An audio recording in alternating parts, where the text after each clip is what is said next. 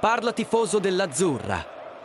Torniamo con un'altra dose di novità dal nostro amato Napoli.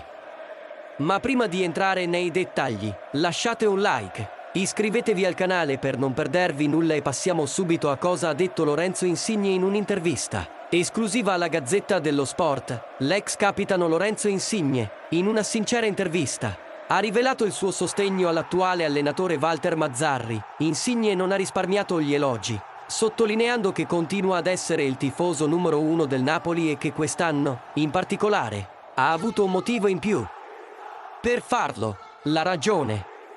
Ha incontrato di nuovo l'uomo che lo ha aiutato a debuttare in Serie A, il signor Mazzarri.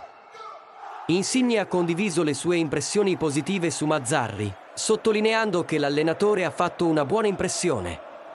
Inoltre ha espresso personalmente i suoi auguri. Per Insigne Mazzarri è una brava persona e ha meritato questa seconda possibilità.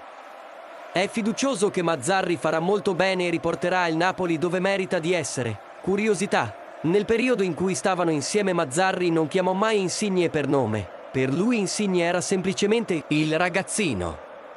Una particolarità che dimostra il rapporto speciale tra giocatore e allenatore, quindi tifosi napoletani. È bello vedere questo legame tra Insigne e Mazzarri, con l'ex capitano che mostra pieno sostegno all'allenatore. E tu, cosa ne pensi di questa partnership?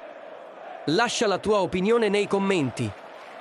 E non dimenticate di lasciare un like e di iscrivervi per rimanere sempre aggiornati su tutte le ultime novità del Napoli.